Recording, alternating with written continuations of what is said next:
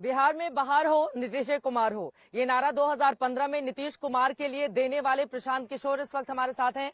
बेगूसराय जिले के कटरमाला में हम मौजूद हैं। चारों तरफ आप देख रहे हैं खेत खलिहान है, पास में इनकी सभा चल रही है। खूब मेहनत कर रहे हैं। 120 विधानसभा अब तक कवर कर चुके हैं, लेकिन आगे की इनकी राह क्या होगी, और साथ ही ये जो बहुत बड़ा बदलाव हुआ है नीतीश कुमार के नेतृत्व में, एक बार फिर से उसको लेकर प्रशांत किशोर क्या सोचते हैं, इस पर बातचीत करते हैं। आपका बहुत स्वागत है आज तक पर। धन्यवाद। नीतीश कुमार जी एक बार फिर से पलट गए और एनडीए के साथ आ गए। अब वो दावा कर रहे हैं कि बिहार को नई ऊंचाइयां देंगे। नहीं, नीतीश कुमार जी फिर से पलट गए ये तो कोई खबर है नहीं। वो तो हर पीरियोडिकली 6 महीने 8 महीने साल भर पे पलटते ही रहते हैं। खबर ये है कि नीतीश कुमार ने अपने साथ साथ देश और बिहार के उन नेताओं की भी कलई खोल दी जो नहीं पलटने का दावा करते रहे। खबर ये है कि कल मोदी जी और अमित शाह के नेतृत्व वाली भाजपा भी पलट गई, क्योंकि अभी कुछ ही महीने पहले आकर अमित शाह ने यहाँ कहा था कि एक एक बिहार की जनता को मैं आश्वस्त कर रहा हूँ कि नीतीश कुमार के लिए भाजपा के दरवाजे हमेशा के लिए बंद हो गए। खबर ये है कि कल तक जो भाजपा जिसको बिहार में अराजकता दिख रही थी, नीतीश कुमार को हटाने के लिए जो आदमी मुरेठा बांधकर भाजपा का अध्यक्ष यहाँ घूम रहा था, आज उनके साथ वो उप मुख्यमंत्री का शपथ ले रहा है। खबर ये है कि कल तक जो उनको विकास का प्रेरणा स्रोत बता रहा था, आज तेजस्वी यादव को नीतीश कुमार में खराबी दिख रही है। उनमें वो सुस्त और थका हुआ मुख्यमंत्री देख रहे हैं। तो ये जो पलटने की बात है, नीतीश कुमार की खासियत ये है कि वो खुद तो पलट ही रहे हैं, पिछले 5 वर्षों से पलट ही रहे हैं जी। उन्होंने पलट कर पूरे बिहार की राजनीतिक व्यवस्था को ही पलटू मार बना दिया है। भाजपा भी 2 बार पलट गई इनके साथ, और आरजेडी वाले भी 2 बार पलट गए। तो जो बिहार की जनता है उसके लिए तो अब कोई फर्क ही नहीं है, या भाजपा को देखे या आरजेडी को देखे या नीतीश कुमार को देखे। लेकिन नीतीश जी के लिए ये कहा जा सकता है ना, फिर उड़ी जहाज को पंछी फिर जहाज पर आवे। 2020 का मैंडेट तो बीजेपी और नीतीश कुमार का ही था। देखिए, मैंडेट तो 2015 में उस हिसाब से महागठबंधन को था। तब भाजपा पीछे चोर दरवाजे से आकर नीतीश कुमार के साथ उन्होंने 17 में सरकार बना ली। 2020 में उसका उलट हुआ। नीतीश कुमार एक पात्र उसमें कॉमन है। बाकी कल जो एक मीम चल रहा था कि नीतीश कुमार उस आत्मा की तरह है जो मरने वाला नहीं है, खत्म होने वाला नहीं है, और आरजेडी और भाजपा जो है ये परिवर्तनशील है जी। नीतीश कुमार तो नश्वर हैं, वो तो रहेंगे ही रहेंगे। कोई भी बिहार में आप वोट किसी को दे दीजिए, चीफ मिनिस्टर नीतीश कुमार होंगे। लेकिन इसके लिए जितना नीतीश कुमार दोषी है और पब्लिक उसके लिए नाराज भी है, गाली भी दे रही है। कुर्सी पर बने रहे तो इसके लिए दोषी क्या हो गए? कुर्सी पर बने रहने के लिए ही सब लोग मेहनत करते हैं। दोषी वो लोग हैं जो उनको कुर्सी पर बैठा रहे हैं, क्योंकि नीतीश कुमार को जनता ने वोट नहीं दिया है। जनता ने वोट दिया है भाजपा को, जनता ने वोट दिया है आरजेडी को, तीसरे नंबर पर वोट दिया है नीतीश कुमार को। अब ये दोनों लोग अपनी जिम्मेवारी से बचकर अपने इक्वेशन के लिए, सामाजिक समीकरण के लिए, चुनाव जीतने के लालच में बिहार की चिंता को छोड़कर नीतीश को आगे बढ़ाकर अपना सामाजिक समीकरण। नीतीश कुमार में ऐसा चुंबक है कि उधर वाले इधर वाले दोनों उनसे चिपकने के लिए तैयार बैठे रहते हैं। बिना नीतीश कुमार के सबकी गलियां सुनी है। बिल्कुल गलत बात है। भारतीय राजनीति ने कई राज्यों में कई समय कालखंड में हम लोगों ने देखा है। झारखंड में 5 निर्दलीय विधायकों की स्थिति ऐसे हो गई थी कि बिना उनके सरकार नहीं बन सकती थी। तो उसका मतलब क्या कि पूरे झारखंड ने मधु कोड़ा को वोट थोड़ी ना दिया था। नीतीश कुमार जी इस पूरी परिस्थिति का लाभ उठा रहे हैं, और मैंने कल भी कहा कि विशुद्ध तौर पर राजनीतिक धूर्तता कर रहे हैं। लेकिन वो ये कर इसलिए पा रहे हैं क्योंकि भाजपा उसमें सहयोगी है। वो कर इसलिए पा रहे हैं क्योंकि आरजेडी उसमें उनका सहयोगी बनने को तैयार थी। अब कर्पूरी ठाकुर को भारत रत्न देने का काम भाजपा ने किया। उधर राम मंदिर बनाकर रामलला की प्राण प्रतिष्ठा के बाद राम लहर मानी जा रही है। लहर है तो फिर काहे फिर नीतीश कुमार के पीछे दौड़ रहे हो? लहर है तो उसी लहर के आधार पर लड़ लेते चुनाव। फिर क्यों इतना झूठ मूठ का अरे तो इंडिया गठबंधन को भी तो इन लोगों को सबक सिखाना है। ये ठीक बात है कि आपने ये बात ठीक कही। भाजपा के केंद्रीय नेतृत्व ने इंडिया गठबंधन को तोड़ने के लिए, राष्ट्र के स्तर पर राजनीतिक फायदा उठाने के लिए बिहार और बिहार के हितों के, बिहार के बच्चों के भविष्य को बलि चढ़ा दिया। जिस तरीके से किसी जमाने में कांग्रेस लालू जी के कामकाज को ध्यान में न देकर सिर्फ 10, 20, 25 सांसदों के लालच में बिहार की उन्होंने चिंता नहीं की। उनको इससे मतलब था कि लालू जी के साथ गठबंधन करके 20-25 सांसद हमारे आ जाएं। बिहार अगर कत्लखाना में जाता है तो जाए, दिल्ली में बैठ के बिहार के लोगों का हंसी उड़ाएं, कहें कि ये तो बड़ा पिछड़ा राज्य है, जातियों में बटा हुआ राज्य है, और वहीं से 20-25 सांसद भी चाहिए। तो जो गलती कांग्रेस ने की लालू जी को बढ़ाकर और इस बिहार के बच्चों की चिंता नहीं की, वही गलती आज पिछले 7-8 वर्षों से भाजपा कर रही है। कह तो रही है जंगल राज था, इस वजह से तंग होकर अच्छे हो गए, बीजेपी के साथ शामिल हो गए हैं। तो अभी आगे लॉ एंड ऑर्डर पे काम आगे करेंगे। अभी पिछले 5 वर्ष से तो इन्हीं के साथ सरकार में थे। नीतीश बाबू 18 साल रहे हैं मुख्यमंत्री, उस 18 साल में 15 साल वो भाजपा के साथ रहे हैं। इस निर्णय का बहुत बड़ा राजनीतिक खामियाजा बिहार विधानसभा चुनाव में भाजपा को उठाना पड़ेगा। जिस तरह इसलिए भुगतेगी, जिस तरह कांग्रेस को लोगों ने बर्बाद कर दिया बिहार में, क्योंकि लोगों ने कहा कि लालू यादव की ताकत नहीं थी कि बिहार में ये कर सके, उसको कांग्रेस की मदद से लालू यादव कर पाए। उसी तरह बिहार की जनता आज ये देख रही है कि नीतीश अपने दम पर बिहार नहीं जीत सकते, मुख्यमंत्री नहीं बन सकते हैं। इन नीतीश कुमार को हम लोग पर थोप रही है भाजपा, तो इसलिए दोष भाजपा का है और भाजपा को इसकी कीमत चुकानी पड़ेगी। भाजपा के बड़े हितैषी बन रहे हैं। हम क्या बात कह रहे हैं कि 25 को खामियाजा हम क्यों हितैषी बनेंगे? हम तो आकलन करके आपको बता रहे हैं कि ये लोगों को लग रहा है दिल्ली में बैठ के कि कोई भाजपा ने बहुत बड़ा तीर मार लिया है। तीर उन्होंने इस नाते मार लिया कि जो इंडिया गठबंधन बनाने वाले लोग थे उनको उन्होंने थोड़ा छितर बितर कर दिया। लेकिन जहां तक बिहार का सवाल है, बिहार में भाजपा की स्थिति का सवाल है, तो वो जितनी बुरी थी उससे और बदतर हो जाएगी। और मैं आपको फिर रिपीट कर दे रहा हूं, ये आपको बिहार विधानसभा चुनाव में दिखेगा, उसके परिणामों में दिखेगा। नीतीश को वो चेहरा बनाकर अगर लड़ते हैं तो उनकी हालत इससे भी बदतर होगी। ऑप्शन क्या है उनके पास? उनके पास कोई चेहरा तो नहीं। अभी सम्राट चौधरी को आगे बढ़ा रहे हैं डिप्टी सीएम बनाकर, उधर एक भूमिहार चेहरे को आगे बढ़ा दिया, अपर कास्ट को मैनेज करने को बढ़ाना है, बढ़ाएं, वो हमारी चिंता का कारण नहीं है। आपने पूछा कि कल जो हुआ है उस राजनीतिक घटना पर मैं टिप्पणी कर रहा हूं, इसका सबसे बड़ा खामियाजा भाजपा को होगा, इसलिए कि नीतीश कुमार तो पहले से ही खत्म थे राजनीतिक तौर पर। नीतीश कुमार तो पहले से ही मरे हुए सांप हैं। उसको जो भी अपने गले में डालेगा वो बैठ जाएगा। नीतीश कुमार तो खुद डूबे हुए हैं, जो उनको साथ लेगा उसको भी डुबा देंगे। नीतीश कहाँ डूबे हैं? वो इधर जाते हैं तो आरजेडी वाले मजबूत हो जाते हैं, इधर जाते हैं बीजेपी वाले हो जाते हैं। किस इलेक्शन में ऐसा दिखा? किसी इलेक्शन में ऐसा नहीं 2015, 2019, 2020। आपको कुछ बिहार के राजनीति का अंदाजा नहीं है। नीतीश कुमार को 117 विधायक था 2010 में, वो घट के 70-72 हो गए, फिर वहां से घट के 42 हो गए, और आपको दिख रहा है कि नीतीश कुमार बहुत बढ़ते जा रहे हैं। अरे तो उनको चिराग पासवान ने नुकसान कर दिया ना, नीतीश बताते हैं। अभी चिराग ने, जब पब्लिक ने नुकसान कर रही है तो कोई भी आपका नुकसान करेगा। नीतीश कुमार को आज ना उनकी कोई राजनीतिक ताकत है, ना उनका संगठन है, ना उनका वोट है। नीतीश कुमार अगर आज अकेले चुनाव लड़े तो उनको 6 से 7% वोट है, ये भाजपा को भी मालूम है।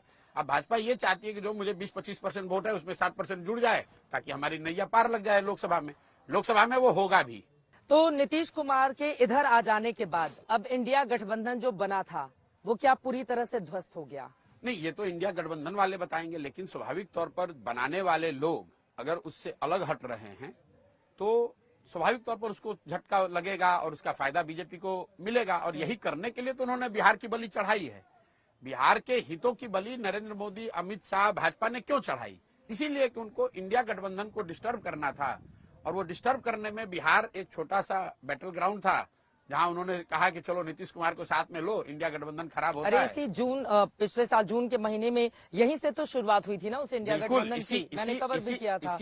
इसीलिए तो बिहार के हितों की बलि देकर, अपने बात से पलटकर, आप मुझे ये बता दीजिए कि आप लोग भी तो कल वीडियो देख रहे होंगे, अमित शाह जी जब नीतीश जी गए थे इंडिया गठबंधन बनाने, महागठबंधन बनाने, उसके बाद अमित शाह जी यहाँ आए थे, उनसे किसी पत्रकार ने तो पूछा नहीं था, वो खुद खड़े होकर हल्ला कह रहे थे कि भैया एक एक आदमी बिहार के तुम लोग याद कर लो, लिख लो, नीतीश कुमार के लिए हम लोग का दरवाजा बंद हो गया है।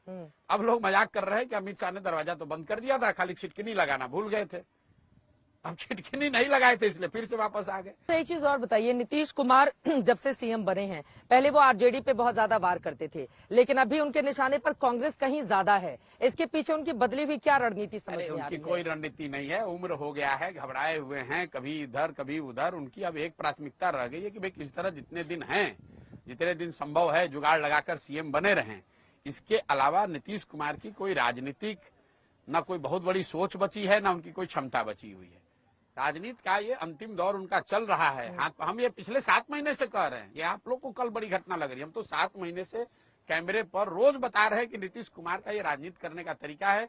और मैंने ये भी कहा है कि आप लोकसभा चुनाव होने दीजिए, फिर नीतीश कुमार या तो खुद भागेंगे या भाजपा वाले इनको हटा देंगे। अगला विधानसभा चुनाव, मैं कैमरे पे कह रहा हूं, अगला विधानसभा चुनाव नीतीश कुमार एज ए मुख्यमंत्री इनके चेहरे पर नहीं होगा।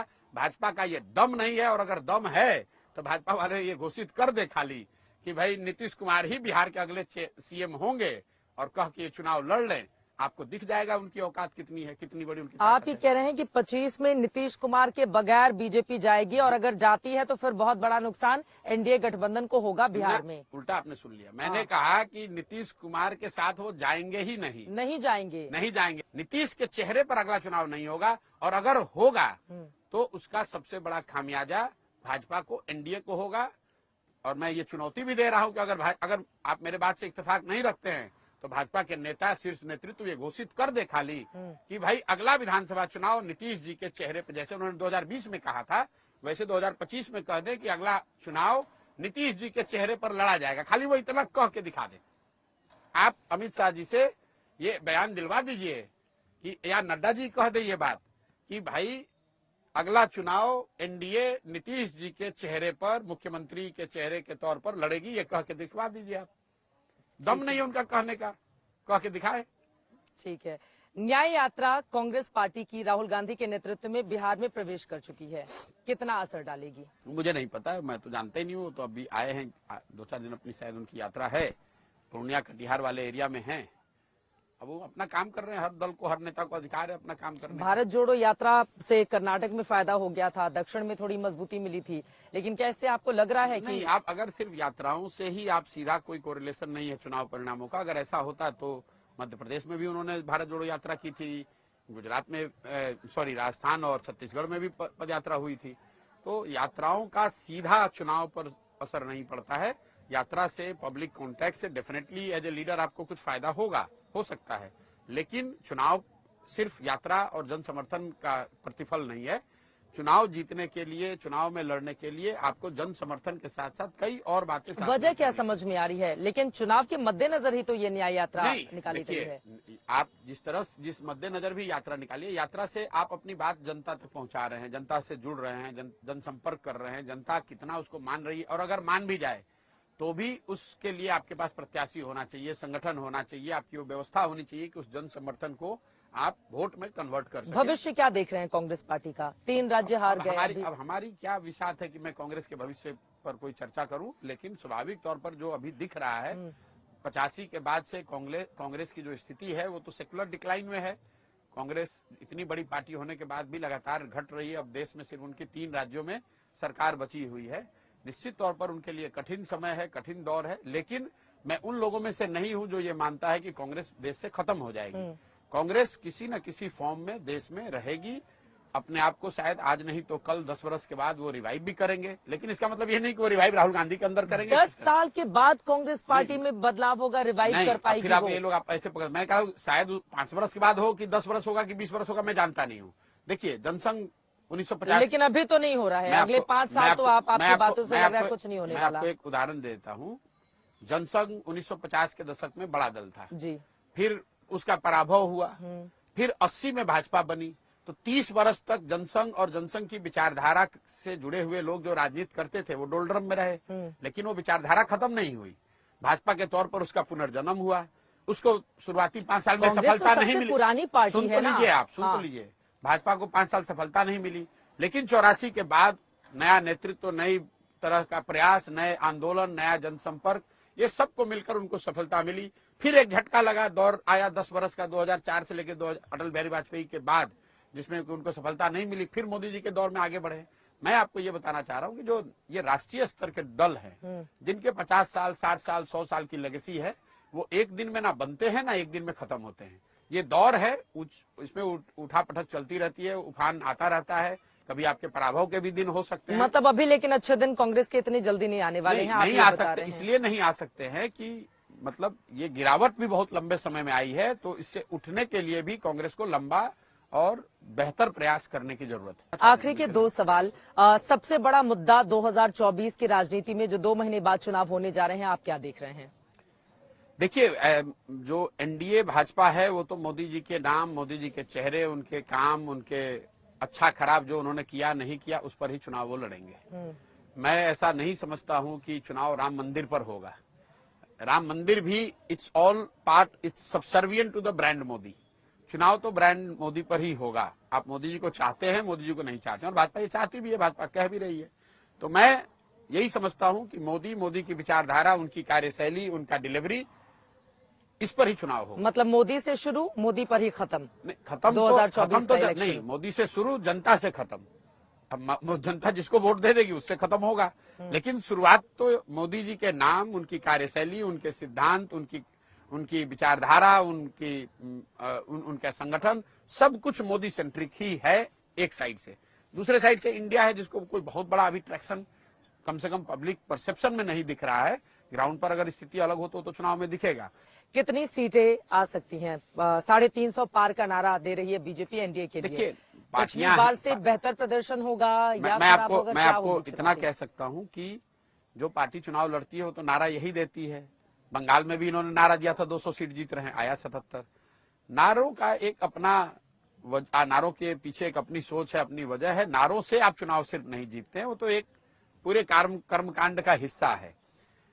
भाजपा एनडीए आज लीड पोजीशन में है, बहुत बड़ी बढ़त उनके पास है, और अनलेस अगले 2-2.5 महीनों में कुछ बहुत बड़ी घटना राजनीतिक सामाजिक न हो जाए जो उनके विरोध में चली जाए, आज के तारीख में ऐसा दिख रहा है कि they should be coming back with almost similar और बेटर मेजॉरिटी, बेटर नंबर। चलिए, बहुत शुक्रिया आपका प्रशांत किशोर जी, आज तक से जुड़ने के लिए और तमाम विषयों पर बातचीत करने के लिए। अभी के लिए दीजिए इजाजत। देश और दुनिया की तमाम खबरों के लिए आप देखते रहिए आज तक।